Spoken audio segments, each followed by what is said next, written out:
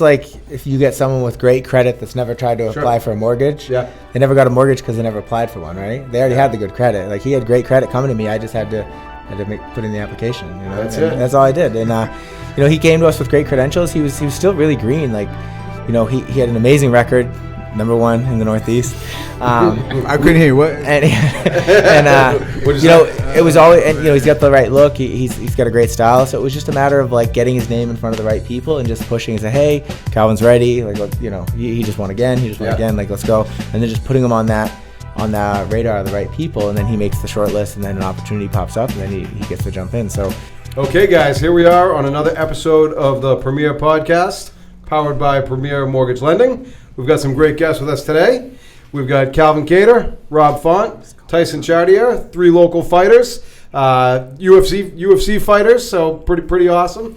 Welcome, guys.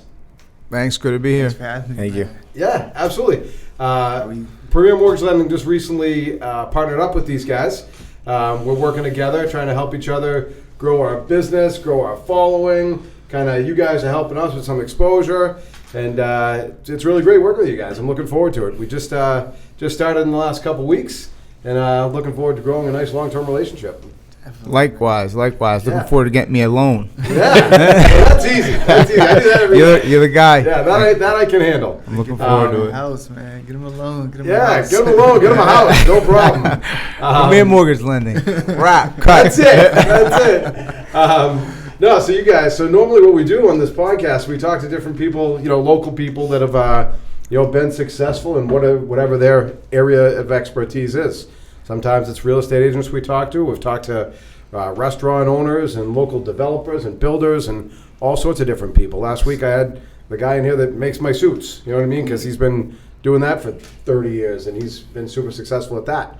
So, you know, I want to talk to you guys. I mean, nobody's, you know, tougher than a couple fighters, right? And usually toughness and mental toughness is what you need to be successful in anything, not just physical toughness. And along with what you do, being physically tough, right? Got to be mentally tough to go through all that training, right? So let's start by you guys telling us a little bit about yourselves. Calvin, why don't you tell us where you grew up, what your how you got into fighting? Yeah, I grew up in Methuen, Mass, and I tell everybody I got into fighting post wrestling in high school. I saw my sister's best friend take his first fight, and it was at Club Lido in Revere. Yep. And I remember I had just graduated high school. I missed the feeling of competing in wrestling. I saw him fight, and I just started training with him. And I did well. I was with training at the gym, so 6 months later I took my first fight, and I've been chasing that feeling ever since. Just crazy adrenaline rush. That's awesome. Yeah. So it was how old were you then when you did your first fight? Just out of high school, I was like 18, 19. Yep. Yeah. And what, 6 32? months training, 32. Yep. I just had the wrestling background, and I always joke around saying everybody I lost to in wrestling, if I could have just punched them, I would have won, you know? So I found my sport with mixed martial arts, and it's funny, man. Rob is actually, we were coming up #1, #2. I'll let you guys figure out who's #1. But we were scheduled to fight, and then I'll let them take it from there. But yeah, now #1 training partner. Awesome. And good time to be in the New England Cartel with Premier Mortgage Lending. Yeah, awesome, man. Thank you. Rob, tell me a little bit about yourself. Where'd you grow up? Was it out in Central Mass? I grew up in Tampa, Florida. Oh, okay. I moved out here around 2008. Okay. Started training full time. What we say? 2009. You were probably training full time. 2010. Like really taking it serious. At the time I was delivering pieces in Tampa, Florida when I first found out about anything mixed martial arts, MMA, Brazil, anything like that. I was delivered to a house. They were doing jiu-jitsu outside. They kind of broke it down with what they were doing. Went home, got on the internet, looked out the local gyms, got straight to it, man. It's unbelievable. Signed up for the first week at trial. It was maybe 3 months. Like really did it seriously for 3 months. Moved out here, started training in Somerville, and from there it was just an addiction. Basically, it was an addiction. That was it. I was like, I didn't want to do anything else but fight, compete. I couldn't watch anything but martial arts. I couldn't read anything but martial arts. I was fully in, and then jogging. Coach over here, we're just warming up. Asked if I wanted to fight. I was like, I've been waiting for you to ask this, and we got busy, and that was it. We haven't stopped since. Man, that's funny how, imagine if you didn't show up to that house delivering the pizza. You know what I mean? Like, it's funny how things go like that. You know what I mean? Like, one little thing sends you this way. Oh, the serendipity. That's right. Serendipity. Yeah, that's it. Would have known you would have been number 2 New England ranked fighter. How old were you then? I was 20. So you didn't fight, wrestle, nothing until you were 20 years old? Yeah. Crazy. Oh, shit, huh? Yeah. That's unbelievable. I was just like, I'm going to try this. And You're like, I like that. I'm gonna go for that. Wow. I was like, yeah, I'm going to try it. And then lost my first fight. I was like, all right, you just kept learning, getting better. Took my pro. When did we turn pro? You were pro in 2011. 2011. Yep. Won that. Lost my second one. And then from there, we went 10 in a row. 2014, got into the UFC. And then ranked number 3 in the world now. Just consistently, just learning, really. Just learning on the way up and just, figuring it out. Just trying to, stay focused and just consistently just staying at it since 2010. Man, that's unreal. Number 3 in the world, and you didn't start doing it until you're 20 years old. Yeah. Good for you. That's awesome. Appreciate Tyson, tell us about yourself. As a coach. Yeah. Coach Name's Tyson. I grew up in Deerfield, New Hampshire, right down the road, and I was part of the inaugural wrestling team at Manchester Memorial High School in '95. So that was my freshman year. That was the first year we had a team. So I just jumped into wrestling my freshman year. Everybody on my team had never wrestled, so we all were just horrible. But Manchester didn't have wrestling until Central 1995? Yeah, Central did, but the Weston Memorial didn't, and Trinity did. So two of the high schools didn't, so we picked it up in '95. And then I just fell in love with it. I liked the competition part of it. I'd always played team sports like football and basketball and baseball growing up, and it was just the idea that knowing that I was always one of the harder workers on the team. So if I worked the hardest, the results were there directly, like for myself. Just individual. Yeah, so it was fun. It was addicting, and it teaches you a lot about life, just about discipline, dieting. The scale doesn't lie. You have to hit a weight, and setting goals about trying to be all state, trying to be state champ, and stuff like that. And that led me to, in college, I walked on the lacrosse team, played college lacrosse at SNU. Awesome. And then after I got out of college, I was just like bored, and figured I'd try jiu-jitsu, and that turned into me taking one fight, and then that turned into 15 fights. But then during that process, like I never had any delusions of going to the UFC or anything like that. It was just a bucket list thing. I'll take one fight, and then that led to 2, and then 3, and whatever. But during that whole process, I met guys like Rob, who, I'm 7 years older than Rob, and kind of took him under my wing. And I was like, hey, do you want to fight? Like, all right, let's start training. And then, became one of his coaches. And it started probably more of like a teammate, and then into a mentor, and then into a coach. And fast forward, was that 12 years now that, he's the number 3 guy in the world. He was number 2 in New England. And then just trying to do. I'll take it. The goal was always to get here, but just we got here with a series of like decisions, like one at a time, like whatever's best for this kid is what we'll do. And then, halfway through that journey, this kid jumped in because he saw what Rob was doing. How to come together where... I'll let you tell a story about the movie. No, I think you can say it way better. So the way I remember is he didn't want to fight me. So I'd rather fight him every Saturday than just once. Get his ass every Saturday. Let's team up. It was probably like 2000. It was 2011, I think, that we were on the set of Here Comes the Boom. It was a movie that was filmed with Kevin James at the Sangha Arena. They did like a 10-day shoot there for the final fight scene. So they hired a bunch of local fighters to just be like VIP extras sitting cage side. And I met Calvin on that set. I already knew who he was, and I knew he was like an up and coming prospect, and people always talked highly of him. So I got to meet him there. I really liked him, and we kind of stayed in touch after that because he went into the promotion side of things, and I was trying to get him some amateur fighters to fight for his promotion. And during that period, this guy was on his tear, and the local promotion was like, hey, these guys are 1 and 2, they got to fight. And Rob wanted the fight, Calvin's side wanted the fight, and Rob's other coaches wanted the fight. And I was like, guys, this doesn't even make sense. I go, your goal is to go to the UFC. New England's vastly underrepresented on the national stage because of situations like this. Like, these guys shouldn't be fighting each other for pennies. If they're ever going to fight each other, it should be on the national stage for 5-figure contracts, stuff like that. And the exposure. I go, they don't have to knock each other out. If anything, you guys should be training together. And then So I never let the fight happen. He ended up going to the UFC. He started having success. Calvin reached out to me in 2015, or it was late 2014, and he's like, listen, I'm thinking about fighting again. What do you think? And I was like, well, Would you take some time off in there?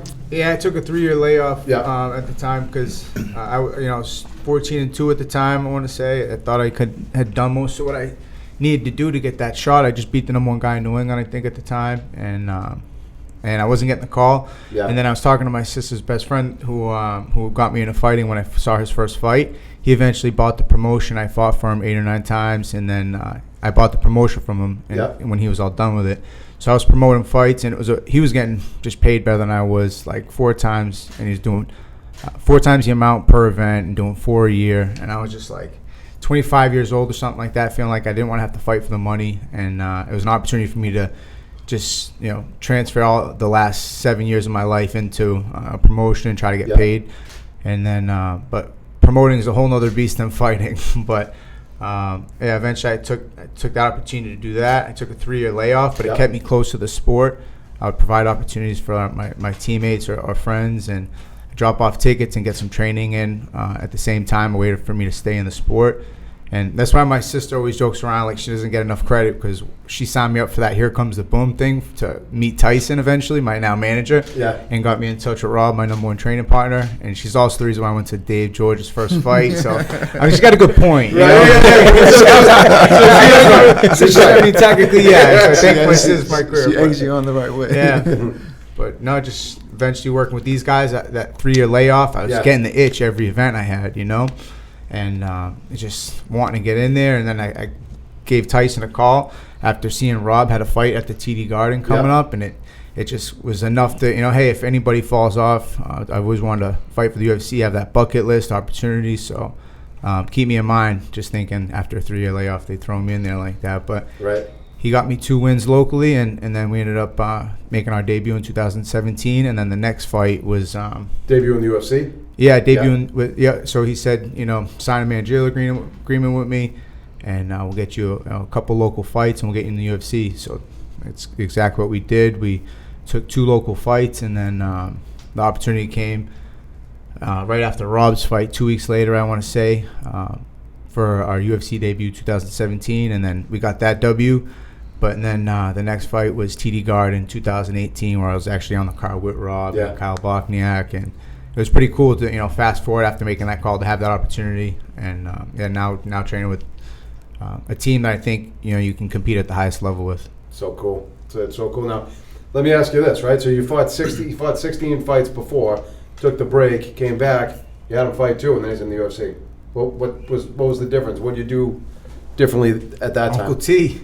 That's what I'm saying. Like, what would you do differently there?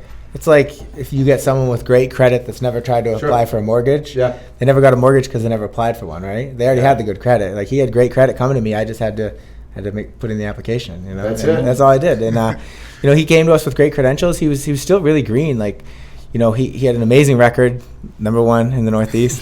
I couldn't hear you. What? And it was always, and he's got the right look. He's got a great style. So it was just a matter of like getting his name in front of the right people and just pushing and say, hey, Calvin's ready. Like, he just won again. He just won again. Like, let's go. And then just putting him on the radar of the right people, and then he makes the short list, and then an opportunity pops up, and then he gets to jump in. So it was. I always say everything happens for a reason, and we met on that movie set. Then me not letting them fight before I even worked with Calvin, and I think it was just like a 12-year plan in the makings. That you look at all these little decisions that culminated in where we're at now, which is number 6 and number 3 in the world. Awesome.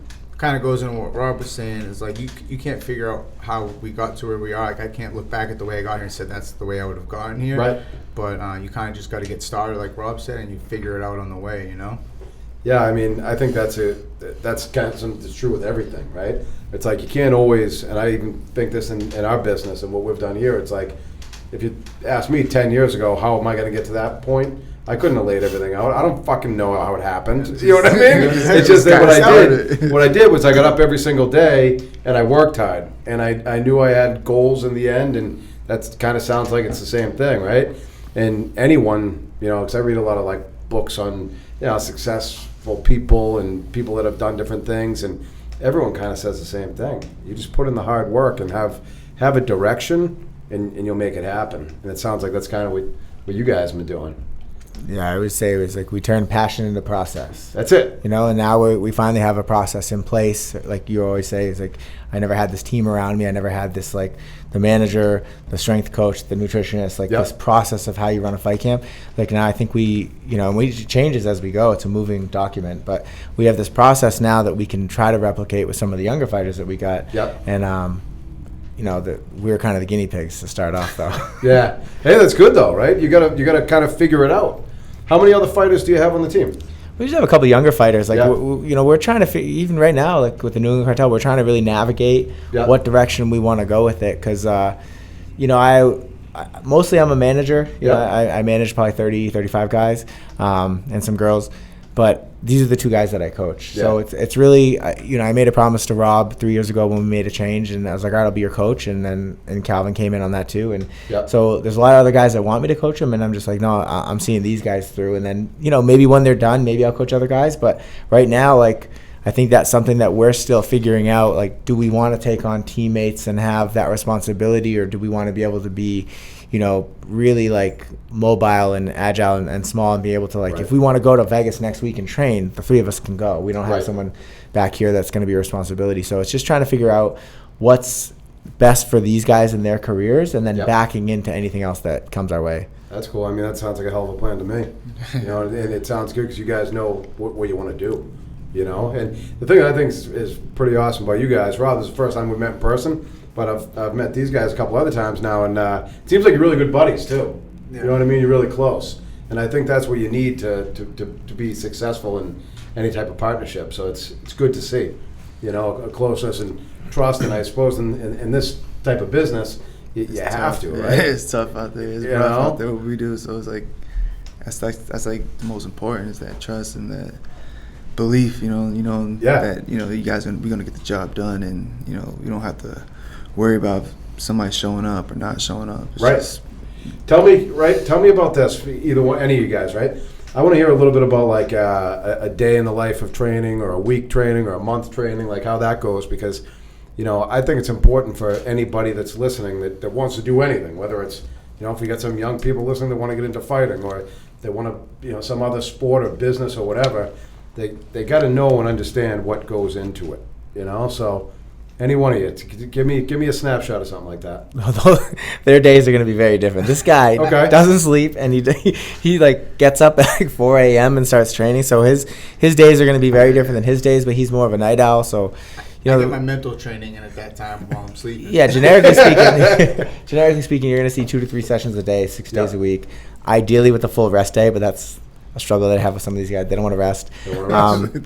No, just like put in the work. Like we'll put together like a loose schedule of like things we need to hit. Like out of camp. Rob's out of camp right now. We're waiting to get a bout agreement. So right now I want him wrestling at least 3 times a week, doing his strength and conditioning, and then hit mitts a little bit. We don't need him sparring right now. But for a younger fighter, you need to go in and get a lot more sparring to get that attention and get that used to the triggers and build like the confidence that you need. So it's going to be different for everybody. I think from a high level, these guys can tell you like there's no off season. This isn't the NFL. We don't get the luxury of saying, okay, we're going to peak for August, and then we're going to play 16 games, and then we're going to recover, and then we're going to go on our decline. We're going to take a vacation then, and then we're going to get ready for the next season. We don't have that. Yeah, you said you have to be ready. These guys, right? Yeah, these guys, at any point, like there's a title fight March 6th. We could get that call to fill in, and Rob could have to fight in a 5-round title fight on March 6th. So he needs to be ready for that just in case that call comes, because you don't want to say no to that. Right. That's a life-changing opportunity. So, 24/7, 365, these guys are, always trying to stay at like a steady baseline. I always say like these two,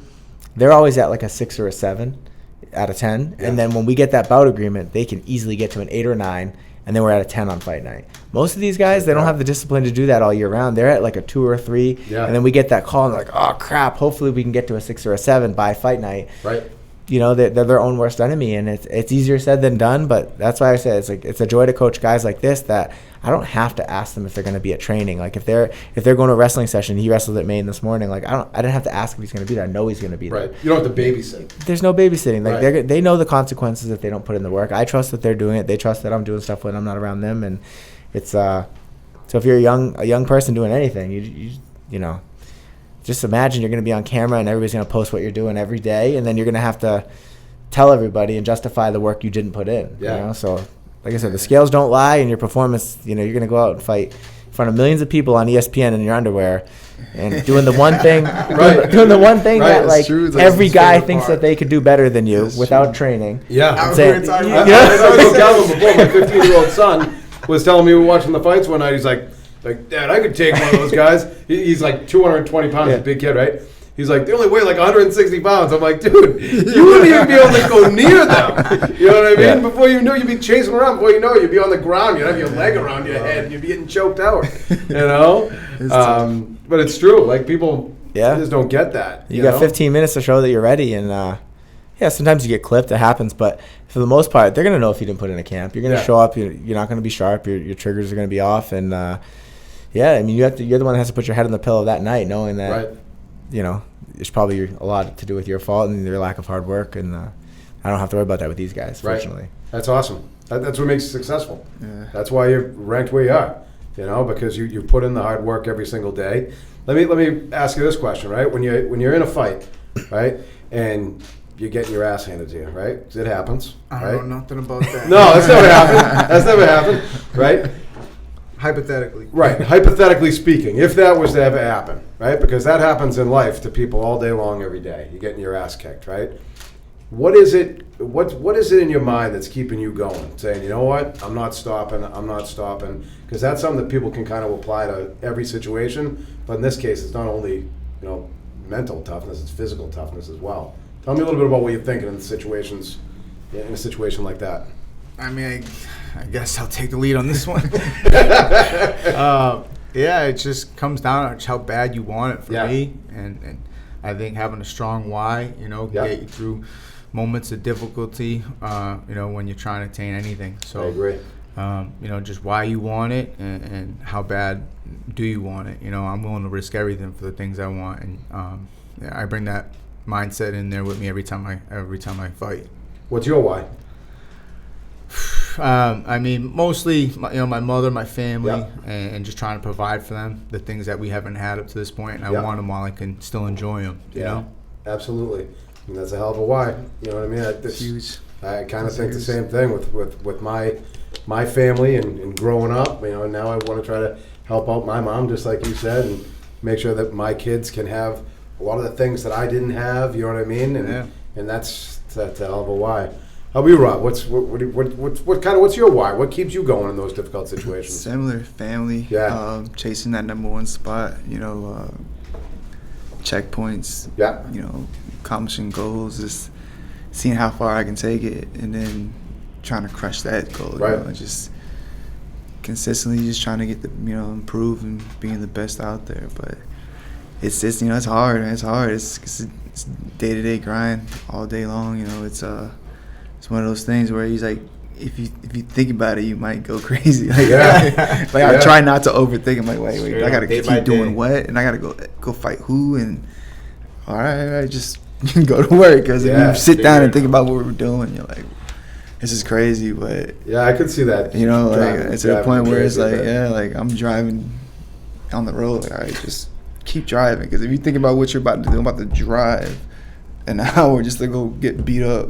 And I'm paying these guys to beat me up, and I'm like, all right, but this is going to help you. You got to believe that this is going to help you, win what you're trying to win or get to where you're trying to go. And you're like, all right, just it's snowing, but just keep going. Do it again tomorrow. And I'm sore, and I got to wake up and do it again. It only tomorrow. gets crazier the closer you get to the fight, too, right? And then it gets crazier. Then it's like. And then again, you're like, listen to what you're about to do. You're about to go get locked into a cage and fight. You're signing up for this. And so mentally, you're right where you want to be. Perfect. Don't think about it. Just breathe and have fun. It's like, right.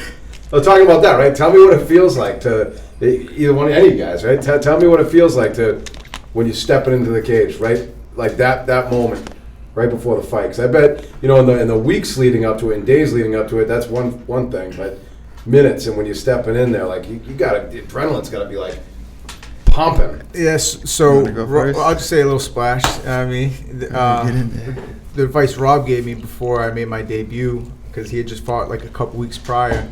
I was about to make my first fight in UFC, and it really helped. I got to see, his fight. I made the walk as a cornerman, so it's like I had just made that walk in the UFC. It broke the ice a little bit for me, before stepping in there myself. And one thing he kind of said was the smell of the gloves, the brightness of the light, and like that, and also like the heat from the light almost a little bit. The three main takeaways that like you're gonna feel when you step in there, just to kind of acclimate a little bit before I actually made that walk. And it was spot on. Kind of going to those are the three things that are kind of heightened. Just that smell of the leather gloves, and we get our dose the day before the fight too when they check the gloves. Get a nice deep inhale, brings you right back. Just the smell, the feel of the lights and the heat. It's crazy. And then you hear Bruce Buffer start screaming at you. You're like, get away from me, man! I'm about to fight. Wow, that's gonna be unreal. That feeling, Yeah, it's like that. That scared, nervous feeling like before you about to jump on a roller coaster or something like that. Yeah. You're constantly feeling like that, but you're calm. Like, I'm good, but I know I'm about to do something like crazy, but I'm good. Like, and it's just and then I'm just I know I'm not supposed to think about what I'm trying to do, but I'm like, all right, if he does this, I might do it. But just stop. You can't go that far. Just stop it. Just go out there and react. And then, like I said, the only thing I can really feel is like. It's like weird. You can feel how big the cage is, or like the lights are like super bright, like or the smell of the gloves, or like the way the canvas feels on your feet. You can just feel that, and everything else is just super fast and just going. Like it's just intense, like it's just intense. Just everything just going by, and you got to slow that down. And and it's weird once you do. It's like the guy you're fighting slows down, and everything else just keeps going. It's just like you can see little.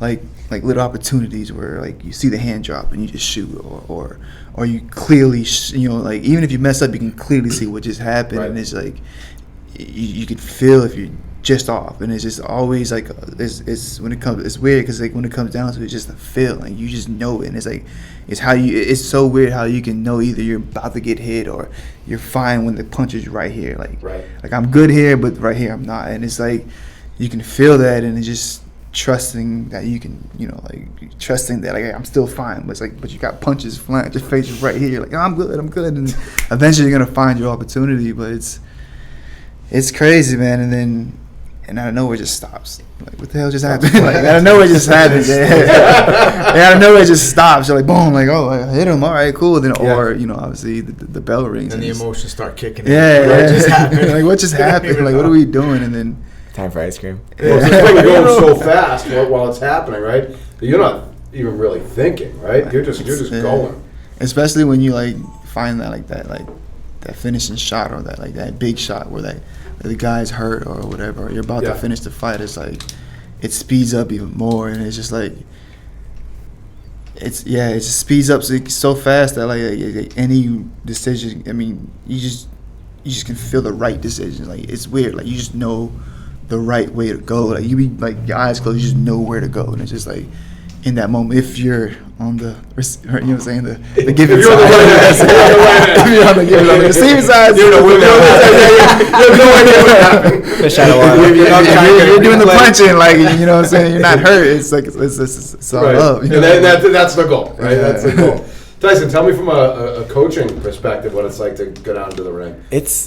I am more nervous when I walk these guys to the cage than when I walked myself. Like, because I feel like I have control when I was fighting. And but with these guys, it's like I always think, Calvin has a line. He says, we're chasing the life on the other side of a win. And as these guys climb higher and higher, there's just so much more like the gravity of the wins is so much different, and the the amount of money they win if they win the next if they win they get double their money, and just like, and then it's going to move them in the rankings. So it's when you're factoring in, like Rob said, you can overthink it. Okay, slow down, we're in a fist fight, it's 15 minutes, we put in a good camp, we're getting ready, and then it's just making sure that like I'm carrying a vibe with the other coaches, because there's usually 2 or 3 other coaches with us, and if we go in with the wrong vibe in the locker room, or this coach is saying too much, or maybe this coach doesn't turn his phone off, he's texting the whole time, that could throw him off. So it's just trying to like manage the vibe in the locker room, like knowing when like I can look at Rob and I need to say something, or like when I don't need to say something, knowing when like that last little nugget of information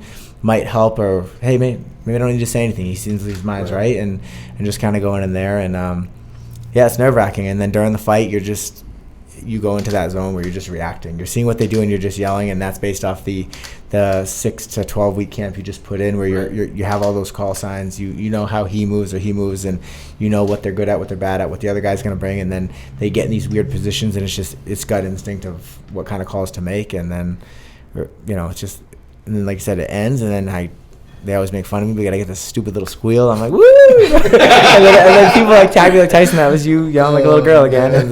But it's cool. It's like, I get to see these guys chase their dreams, and then my dreams are now aligning with that. And, it's just, every now and then you got to stop, smell the roses, kind of see how far we've come. And it's, and it is surreal, but it's just cool to see like where we're at right now. And like, and the fact that we're not even close to done yet makes it even more fun. But it's definitely nerve-wracking. Yeah. Well, Coach of the Year, right? This year? Yep. Right? Coach of the Yes. year. Doing something right. Doing something These guys right. making me look good. Yeah. Hey, no, it's a team effort. That's why you guys are doing so well, and you're doing so well, All right, last couple things I want to talk about, right? You said you got a ways to go. What's the future look like for you guys? For the whole team, for you guys individually?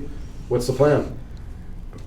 Uncle T. Other than win every fight, but I mean, like, direction. Right, I both think these- we're on to Rob Font next, I'd say, right? Trying to get a top contender. I mean, it's usually, except for the TD Garden, I think we fought in the same car, which had its, drawbacks. But usually it's kind of we go back and forth. And, Yeah. And I, right now it's on Rob Font whenever he fights next. Hopefully a top contender. And he said he's number 3 right now, so it's a short list to the top. So like all on that right now. But no fight scheduled now, right? No, we're waiting. We're looking at a timeline of May probably for Yeah. Rob. So we're in like a meat and potatoes camp, like a maintenance phase, and then once we get that name, which is only thing that's around us right now is number 1 contenders or champions, former champions. You got Jose Aldo, who's one of the best fighters of all time. He's sitting at number 5. We got Cody Garbrandt, the former champ of our division, sitting at number 4. We're sitting at number 3. Number 2 is the number 1 contender, Corey Sandhagen, who just is on a 2-fight win streak, looked amazing. And then the number 1 guy is fighting for the title right now. So, and then outside that, you get the former champion who never got beat, coming back from a suspension, TJ Dillashaw. So all around us is big names, top contenders, and so whatever fight we get next, we know it's like main event worthy. That's awesome. It's time for him to make. He made a big statement in his last fight, knocking out the number 3 guy in the first round, but. Now we get to do it again and show everybody that it wasn't a fluke, because we know that, but there's some people that maybe didn't know who Rob Font was before that and think that we caught someone at the right time. And, these are the fights that we've been preparing for the last 12 years, and now we're going to get 2 of them in a row. It's awesome, man. It's awesome seeing the success you guys have been having recently, but that's a good thing for people to understand too, right? You're having a lot of success in the last, couple of years, big time success. Really, 3 years is like where we kind of started like really getting numbers next to them. We early in your career you chase 3 letters, UFC, right? And then you chase numbers. Yep. And now we're back to chasing letters. We want that C next to our name. Right. So it's like the progression is now we have that C within reach. And 3 years ago it started with there was no numbers, and then all of a sudden there was numbers, and then we've just been slowly climbing and just kind of hitting these checkpoints as a team ever since. But started 12 years ago. You know what I mean? Yeah. Longer for him. This shit doesn't happen overnight. Nothing happens overnight. People think that success in anything, whether it's fighting, business, or whatever, it happens like that. And they'll be like, oh, wow, how'd you do that? Well, I did that because I fucking worked my ass off for the last decade, and I'm not stopping, What's your plan? Where you going? For me? So Rob's the next fight, right?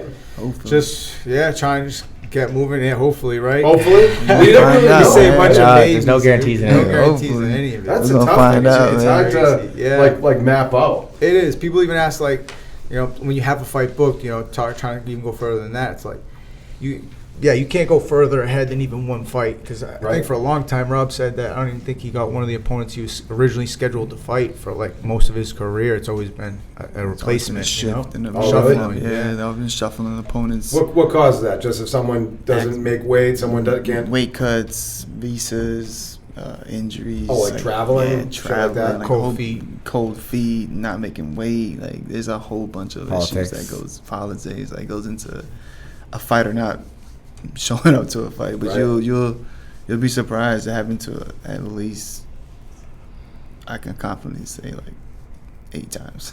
Wow. If it's at least 8 times. I think I heard a stat, and don't quote me. It was from the PI. They were saying something like they did a study last year, and it was like 19% of the bout agreements that are handed out actually happen. 19%. So you got to think 1/5 of the fights go through, and the other ones are all changes.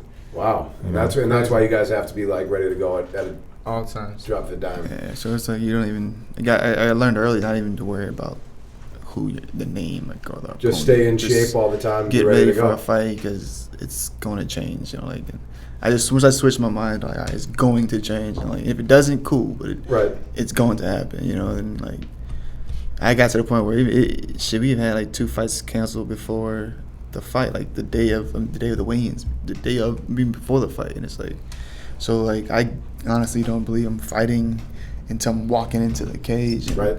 So this is one of those things, like it doesn't matter who it is, just trust yourself, trust in your work, and go out there and just start swinging. Can't worry about the opponent. You know, that's how it goes in anything, right? You don't have to worry about yourself. You can't control them. You don't control you and what you've been doing.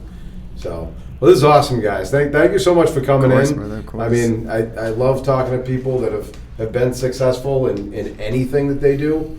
And, you know, bottom line here again with you guys is it takes hard work, time, dedication, effort.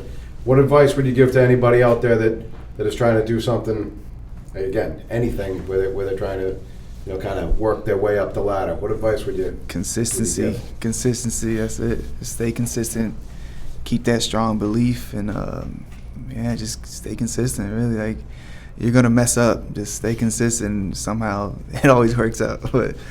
And then get yourself a Tyson. And then you get Tyson, and somehow it just works out. So we're good to go. Just get started, and you'll figure it out. That's it. The key is to get moving, though. Yeah. Right. That's what I tell people too. The key is you just got to get moving.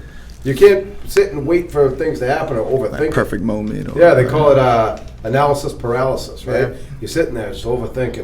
How am I going to do this? How am I going to do that? Well, you're not doing anything because you're just thinking about it. Yeah. What advice would you give, Tyson? I would say you just got to find what you're passionate about. Yeah. You know, it's easier to chase a dream if it's something that you're passionate about. Right. This doesn't feel like work to me. Right. But this is my job.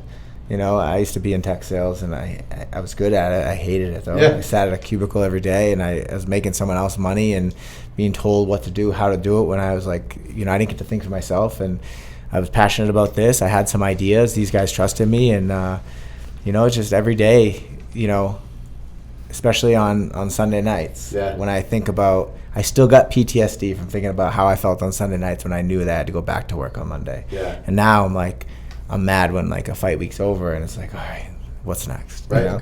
Like you're excited to get back to work. I feel lost when we don't have a bout agreement in hand because I'm like, we need to get back in camp. And just find something that you're passionate about and then follow your gut.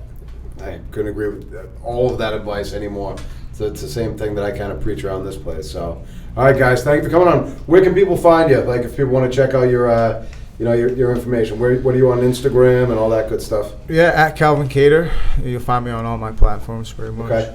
Rob _Font, Rob S Font on Twitter, and NE Check that out. Cool. We will. Yeah, Tyson _Chartier on Instagram, and then we got NE Cartel MMA.